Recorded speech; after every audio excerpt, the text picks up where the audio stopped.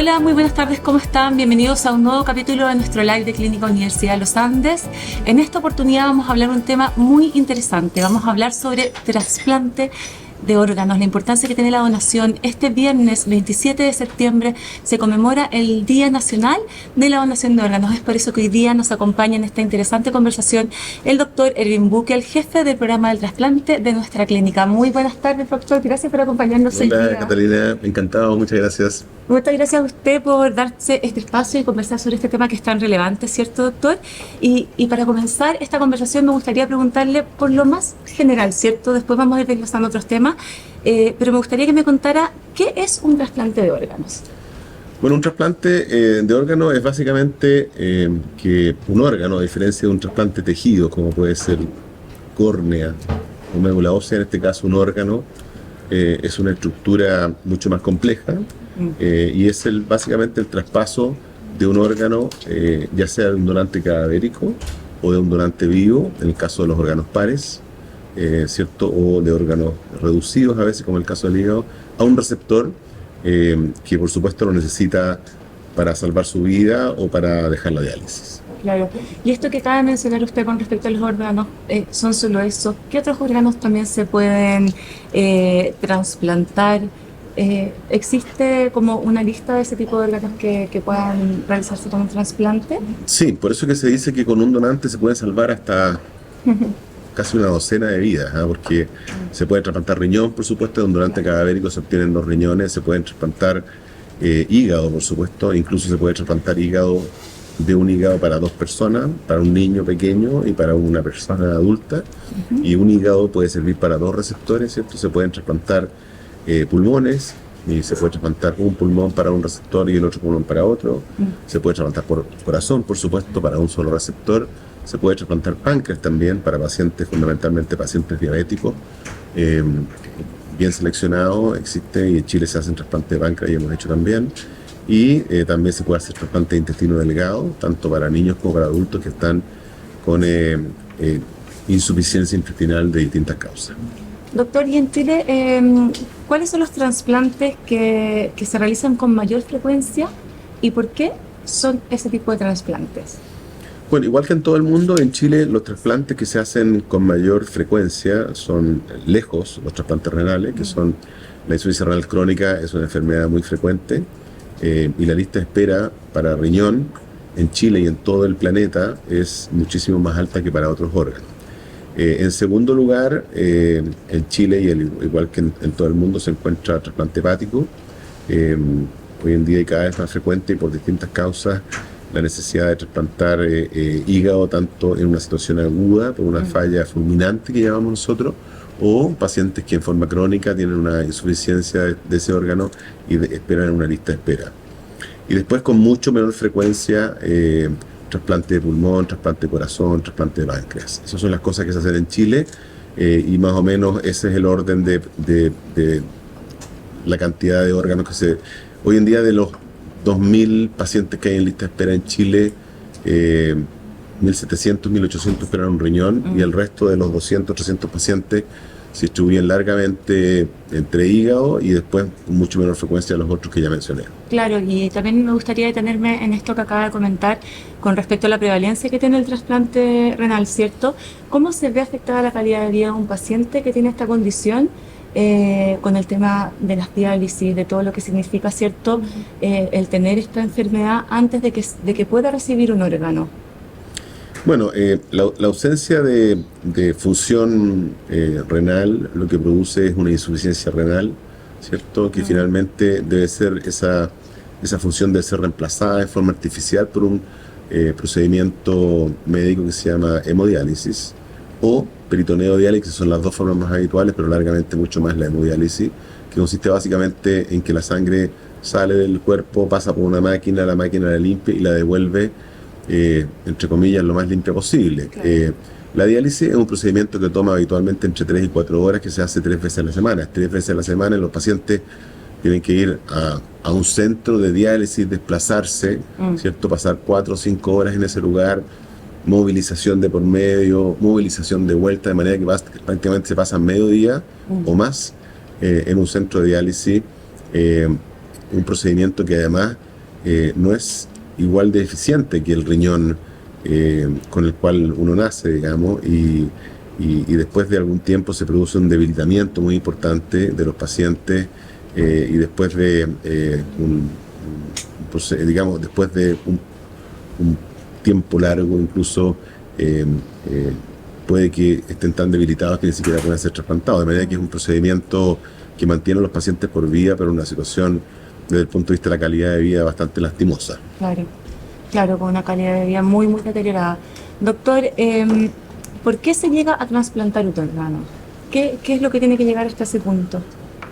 Bueno, básicamente por la insuficiencia crónica, ¿ya? En el caso de los riñones hay muchísimas enfermedades, en el caso de los niños, malformaciones, habitualmente lo mismo que en otros órganos, en el caso de los niños pequeños, incluso muy pequeños, a veces recién nacidos, necesitan de un trasplante hepático incluso con bastante premura, lo mismo los riñones, a consecuencia de malformaciones, muchas veces en el sistema urinario o en los mismos riñones se produce insuficiencia renal. En los adultos hay muchísimas causas de insuficiencia renal, es la hipertensión, lejos de la primera causa. Claro, y finalmente, tanto en hígado como en corazón, en el caso del corazón la insuficiencia cardíaca, distintas causas también, ¿cierto? En el caso de pulmón, muchas enfermedades crónicas que llevan a que los pacientes no son capaces de respirar por sí mismos y deben ser trasplantados. Claro. Entonces, básicamente, el escenario más habitual es la falla crónica y definitiva e irreversible de un órgano en particular.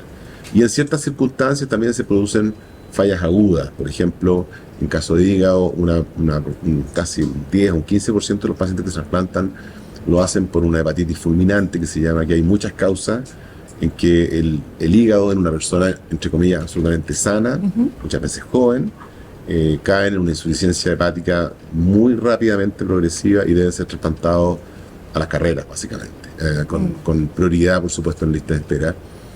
Situación que es tremendamente angustiosa, y yo por eso digo siempre que aunque uno se sienta sano y aunque todos nos sintamos que no tenemos eventualmente ninguna enfermedad, cualquiera de nosotros en algún momento de nuestras vidas puede eventualmente necesitar de un órgano, si no de forma crónica, muchas veces en forma urgente, o peor aún, seres muy queridos para nosotros. Entonces, esto de que los trasplantes son para otras personas y por lo tanto la donación de órganos también es un problema de otras personas, en realidad no es tan así. No es tan raro, ¿cierto?, que personas absolutamente normales eventualmente requieran de un trasplante de órganos en forma absolutamente imprevista. Entonces, es un problema que potencialmente lo podemos tener cada uno de nosotros. Claro que sí, totalmente de acuerdo, doctor. ¿Y cómo cambia la calidad de vida de los pacientes al recibir un órgano? ¿Qué es lo que le ha tocado ver a usted en su práctica, ¿cierto?, en su trayectoria médica con estos pacientes? Muchísimo. O sea, yo creo que parte de la magia de los trasplantes, porque yo siempre sigo sorprendiéndome cada vez que hago uno, que esto de cambiar órganos entre personas, digamos, es un acto que involucra emociones, sentimientos, voluntades, cosas muy inspiradoras, y que finalmente lo mejor de todo eso es que los pacientes realmente andan increíblemente bien. O sea, el mejor ejemplo son los niños. Uno trasplanta a un niño que sin un riñón o sin un hígado dejan de crecer, se marchitan, realmente se marchitan. Niños totalmente apagados desde el punto de vista de su vitalidad, de su energía, y uno les hace un trasplante de hígado, un trasplante renal, y los niños realmente florecen así, pero impresionantemente crecen, se desarrollan, les vuelve la alegría, les vuelve una sonrisa. Entonces es muy emocionante ver eso. Es muy emocionante ver de repente, y nos pasa mucho, niños que trasplantamos de hígado, de riñón, cuando tenían menos de un año, y uno los ve a los 25 años, profesionales, papás, mamás que tienen hijos. O sea, la vida es tan normal. El equipo chileno de pacientes trasplantados en una Olimpiada Mundial de Trasplante, hace una semana recién se ganó el título mundial de fútbol. O sea, yo digo, nuestro equipo de trasplante de pacientes trasplantados, de receptores, es la única selección que ha ganado un campeonato mundial. Increíble. Y participan en todo tipo de eventos deportivos. Entonces, realmente las personas no solamente salvan de morir, sino que además llevan una vida absolutamente normal y totalmente lo contrario de las personas que tienen un órgano enfermo, que es realmente una situación catastrofal. Claro que sí, doctor. Y justamente le iba a preguntar con respecto a lo que usted estaba señalando recién, ¿cómo vivir con un órgano nuevo? Usted acaba de decir que, claro, les cambia la vida, que pueden hacer una vida prácticamente normal, que son personas que son profesionales, que pueden ser padre, madre. Eh, el cambio de vida es abismante, ¿cierto? Pero además de eso, doctor, requieren de ciertos cuidados en específico. ¿Cuáles son esos cuidados? ¿Requieren de controles médicos que también sean de manera recurrente? ¿Qué es lo que viene en ese camino para estos pacientes? Sí, primero y lo más importante es que todos los cuidados que tiene que recibir un paciente trasplantado son infinitamente más simples o menos complejos que los que reciben cuando están enfermos. Por lo tanto, Claro. el cambio que hacen es tremendamente ganancial. Mm. Segundo, es un proceso que es dinámico y que va cambiando en el tiempo. Los pacientes trasplantados durante los primeros 30 días, los primeros 60 días, por supuesto, que están sometidos a un proceso muy complejo de controles, porque están en la etapa en que todavía, ¿cierto?, estamos los médicos haciendo el perilleo fino de fármacos inmunosupresores, antibióticos, que las infecciones, el rechazo, un montón de cosas. Habitualmente después de los 6 meses los pacientes se van distanciando de los controles, y los controles después se hacen cada 3, cada 6 meses, incluso alejados. Yo tengo pacientes que se controlan una vez al año, que han sido trasplantados hace 30 años, que están súper bien. Entonces es complejo al principio, por supuesto, es un procedimiento muy complejo y que ha costado mucho esfuerzo para el que lo recibe, y hay un donante detrás, entonces hay que ser muy cuidadoso de que ese órgano no se pierda. Tal cual. Y con respecto también a los cuidados que debe tener quien dona ese órgano. Tú me hablas de los donantes vivos. Exacto. Claro, en el caso de los donantes vivos se pueden donar algunos órganos, ¿no? En general, ¿cierto? La donación de donante vivo se utiliza fundamentalmente en trasplante renal, ¿Ya? porque los riñones son 2 y uno puede vivir perfectamente una vida normal y normalmente larga también, y sin problemas, con un solo riñón, en la medida en que no sea hipertenso, que no suba de peso, que no sea obeso, que ojalá no fume, o sea, que se cuide con las mismas recomendaciones que uno hace para cualquier paciente que no tiene un solo riñón, que nosotros llamamos pacientes monorrenos, ¿ya? Claro. En el caso del hígado es incluso menos complejo, porque el hígado vuelve a crecer. En 6 o 8 semanas uno le puede sacar la mitad del hígado a un paciente, ese hígado ponerse en un receptor, y el paciente que donó ese hígado 6 o 8 semanas después uno le hace imágenes y el hígado tiene el tamaño original, tiene esa virtud que solamente la tiene el hígado, que vuelve a expandirse, a crecer a su volumen original. Mire, doctor, nos llegan algunos comentarios a través de nuestro Instagram. Uno de ellos es de Anaís y pone: un saludo, doctor, gracias a usted pude seguir mi vida como antes, con un corazón. Hay una paciente manifestándose. Anaís no es solamente una paciente muy cercana, porque la tuvimos que trasplantar 2 veces, llegó muy grave, una chica muy joven, y después de muchos periplos anduvo súper bien. Hoy en día trabaja acá, me la encuentro en un pasillo y nos damos unos abrazos muy sentidos.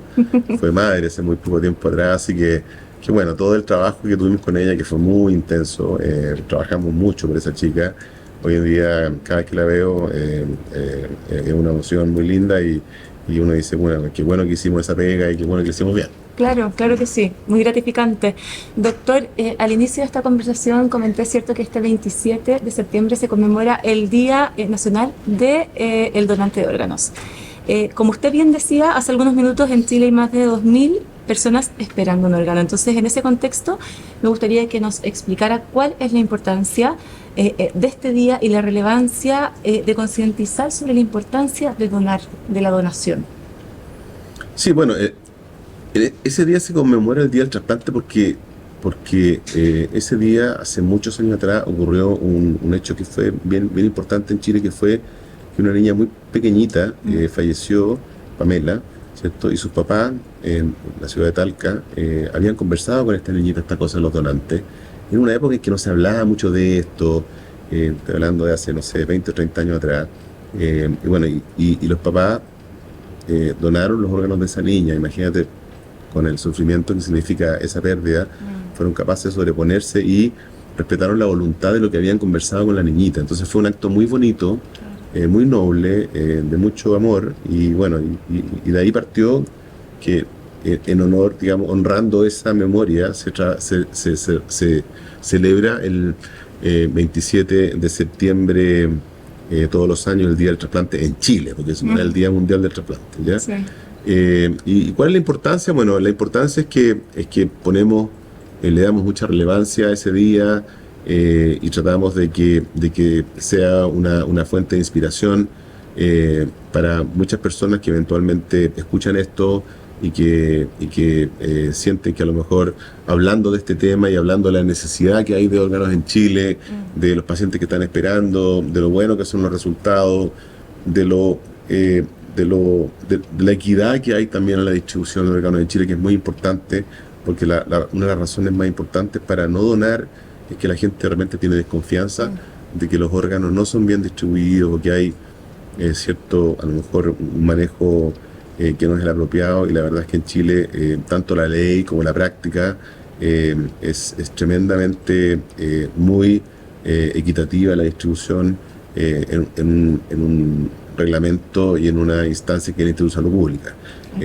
Entonces creo que es muy importante que una vez al año nos juntemos a pensar en trasplante y esta es una muy buena oportunidad. De todas maneras, y la importancia también que tiene todo lo que usted dice para concientizar sobre la importancia que tiene la donación y poder aumentar las cifras, ¿cierto? Porque en Chile sabemos que están bastante bajas, por 1 millón de personas se estima que hay 10 personas que son donantes, ¿cierto? Si nos comparamos con otros países, vecinos incluso como Argentina, Uruguay, ellos nos duplican en cifras, y para qué decir con países como España, ¿cierto? Que usted nos ha comentado que esa cifra sube a 49, o sea, es bastante superior a la cifra que manejamos en Chile. ¿Por qué estamos tan bajos en estas cifras, en estos porcentajes? ¿Qué es la percepción que tiene usted con respecto a este tema?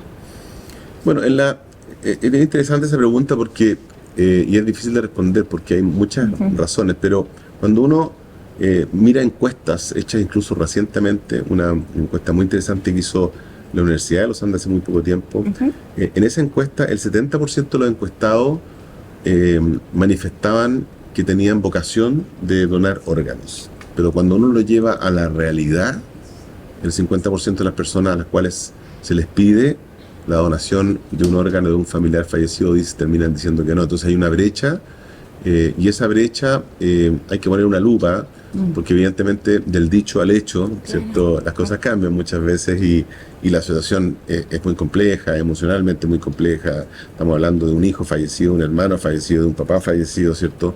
Son situaciones emocionalmente súper complejas y es comprensible que haya muchas dudas. Pero para mí lo que no es comprensible es que haya desconfianza. Y eso probablemente tiene que ver con desinformación, con mucha desinformación, y el deber de nosotros, de los especialistas, de los medios, de las instituciones que están vinculadas, es transparentar un poquitito de la bondad de esto y lo importante que es la donación de órganos, y que además es un procedimiento donde no existe ningún tipo de irregularidades. Las irregularidades son penadas en Chile con cárcel, en ese orden.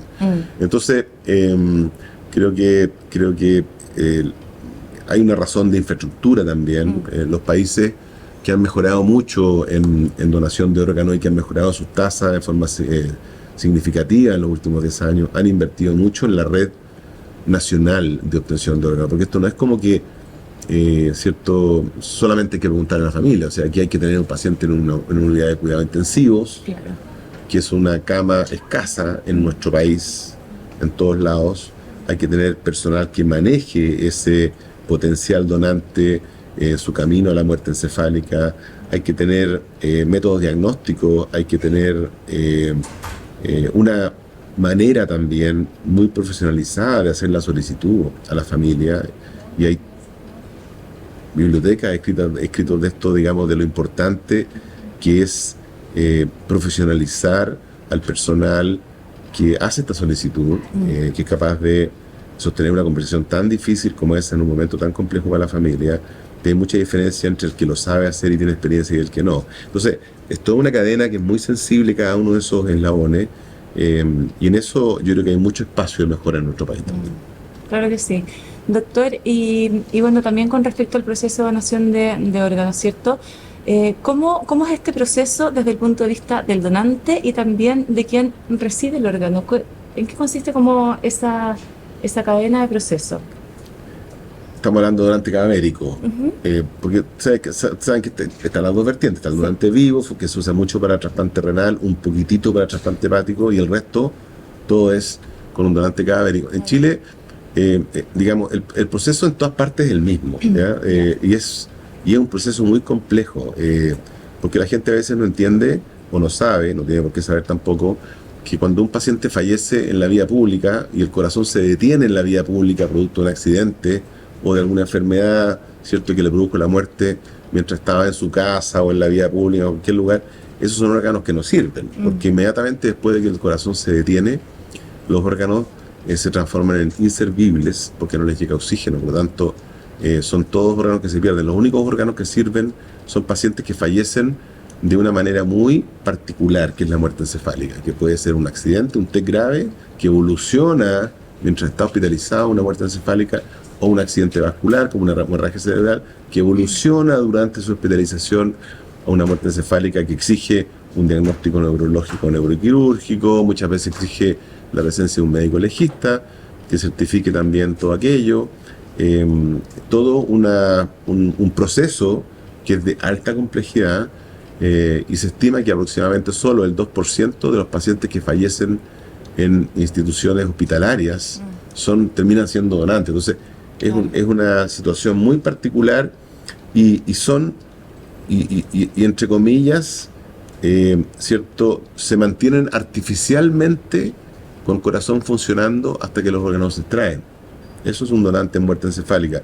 La muerte encefálica en forma automática hace que un paciente no respire, de manera que si uno le corta el ventilador mecánico, ¿cierto?, al poco rato ese paciente va a dejar de respirar y el corazón se va a detener y los órganos no van a servir. De manera que lo que hace la medicina moderna es mantener a un paciente que, entre comillas, está fallecido, con algún soporte vital durante algunas horas hasta que vamos a sacar los órganos. Todo eso es súper complejo. Claro que sí, un proceso de altísima complejidad, doctor. ¿Quiénes pueden ser donantes de órganos, doctor? ¿Cuáles son los requisitos que se necesitan para donar? Yo siempre digo que la mayoría de las personas pueden ser donantes de órganos, salvo que, por supuesto, el órgano en cuestión esté enfermo. O sea, si un paciente tiene un daño en el hígado, no va a poder ser un donante de hígado, pero sí va a poder donar los riñones. Claro. Si un paciente es hipertenso y tiene los riñones, ¿cierto?, en una enfermedad avanzada, tampoco van a servir los riñones, pero a lo mejor sí va a servir el hígado o el corazón o los pulmones, de manera que es bien, digamos, es poco excluyente, y cada vez, como son más necesarios los órganos, usamos órganos que provienen de donantes que tienen a veces avanzada edad o que tienen enfermedades como la hipertensión, diabetes, obesidad, ¿cierto? Porque está el grado de necesidad. A veces tenemos pacientes jóvenes que están a pocas horas de morir y hay que poner el hígado que esté disponible, ¿no?, porque va a ser mejor esa oportunidad que la que va a tener sin ninguno. Entonces, yo siempre digo que la mayoría de las personas pueden ser donantes, no de todos los órganos muchas veces, pero sí, en general, la mayoría. ¿Ya? Perfecto, doctor. En la clínica contamos con un programa de trasplante, ¿cierto? ¿Qué significa para la clínica, ¿cierto?, que nos hayamos sumado como centro de salud a nivel nacional, como un centro que realiza este tipo de procedimientos que son de muy alta complejidad? Bueno, yo creo que mientras más centros haya que tengan la expertise y que puedan dar un buen servicio, va a ser mejor para las personas que están esperando. En Chile hay casi 2.000 personas que esperan un órgano, de manera que mientras mayor sea la contribución, en la medida que existe la experiencia, la tecnología y la oportunidad de dar un buen servicio, le abre oportunidades a más personas. La Universidad de los Andes tiene todas las capacidades y la experiencia para hacerlo. Entonces, tal vez la pregunta es al revés: ¿por qué no íbamos a hacer trasplante renal en una institución que hace cosas de mayor complejidad que hace también? Creo que es una muy buena oportunidad de abrirle posibilidades a más pacientes, sobre todo a los pacientes de nuestra comunidad, también a los pacientes de sectores a veces más desposeídos, a través de diversos fundaciones que nos ayudan también en esto, de manera que en la medida en que podamos contribuir a sacar pacientes de lista de espera, todo el mundo va a estar feliz. Claro que sí. Doctor, ¿quiénes integran este programa? Es un equipo multidisciplinario, ¿cierto? ¿Qué tipo de especialidades existen dentro de este programa? ¿Y cuál es como, ya algo comentado, ¿cierto? Pero el principal quehacer que tiene este programa, el principal propósito que tiene? Bueno, primero está integrado por muchos profesionales, no solamente médicos, está integrado por enfermeras, ¿cierto? Colaboradores en pabellón quirúrgico, en el intensivo. El mundo administrativo acá es muy importante también para que las oportunidades administrativas también se abran, ¿cierto? Que exista interés en innovar, que exista interés, ¿cierto?, en dar un buen servicio. Desde el punto de vista médico, por supuesto, el core, en la parte más central, está constituida por cirujanos, urólogos, anestesiólogos, nefrólogos, que somos los que estamos involucrados fundamentalmente en el día a día. La enfermera coordinadora es una enfermera coordinadora de trasplante, es probablemente la persona más importante de todo el programa, porque lo que hace es reunirnos a todos, ¿cierto?, en torno a esta actividad. Es el contacto más importante de los pacientes, es el puente muchas veces entre pacientes y familiares y los médicos, organiza todo, controla todo, deja registro de todo, ¿cierto? De manera que probablemente la persona que más tiempo le dedica a esto es la enfermera coordinadora. Y tiene que ser alguien muy capacitado, con experiencia en el tema también, porque esto no es lo mismo que ser enfermera, ¿cierto?, de unidad de cuidados intensivos. Son mundos completamente distintos y requieren de un entrenamiento y una experiencia. Claro. Aparte de eso, hay una cantidad importante de médicos que nos aportan y nos acompañan de forma muy importante, como son los infectólogos, los patólogos que tienen que leer las biopsias, ¿cierto?, la medicina interna misma, los cardiólogos, los gastroenterólogos, los hepatólogos que nos ayudan con los casos de hígado. En fin, es una cantidad muy importante de profesionales que tienen que tener un conocimiento específico y tienen que tener experiencia en el manejo de estos pacientes. Totalmente. Doctor, nos llegó una pregunta también a través de nuestras redes sociales. ¿Un paciente trasplantado puede ser donante, ya sea de órganos o de sangre? Buena pregunta. Sí, por supuesto, las dos cosas. Y van a ser muy buenos donantes también. O sea, probablemente los pacientes trasplantados están mucho más chequeados de todo tipo de cosas que cualquier paciente o cualquier persona, digamos, de manera que van a saber exactamente y el perfil se hace muy habitualmente. Así que un paciente trasplantado sí puede ser donante de órgano, incluso puede ser donante del órgano trasplantado. Y eso también está, lo hemos visto y está súper reportado en la experiencia en todas partes del mundo. Y también donante de sangre, por supuesto. Ahora, si el paciente, por supuesto, tiene alguna enfermedad transmisible, igual que cualquier persona, no va a poder serlo, pero al igual que cualquier persona, tiene todas las capacidades de ser donante. Doctor, y bueno, para ir cerrando esta conversación que ha estado muy, muy interesante, ¿cierto? Me gustaría que le transmitiera un mensaje a quienes nos están mirando sobre la importancia que tiene la donación, y también si es que hay algo que le gustaría agregar o destacar de todo este tema, ya como mensaje final para que podamos ir cerrando este live.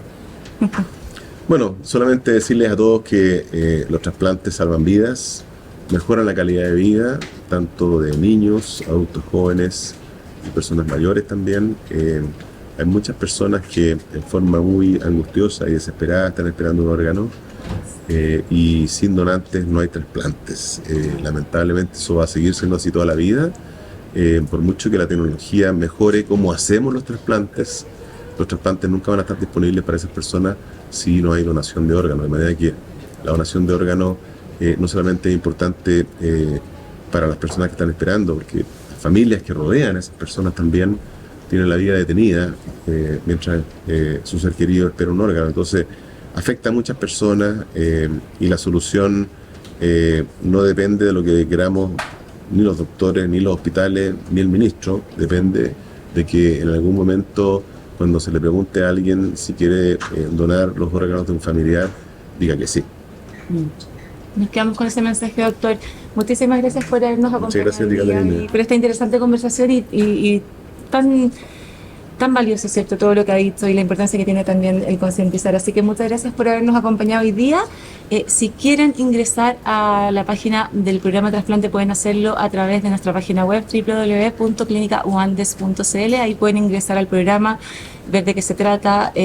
Están los contactos también para que se puedan contactar con nosotros y como siempre los dejamos invitados a un próximo capítulo de nuestro live y les vamos a estar informando a través de nuestras redes sociales. Muchas gracias a todos los que se conectaron. Hasta la próxima. Chao, chao.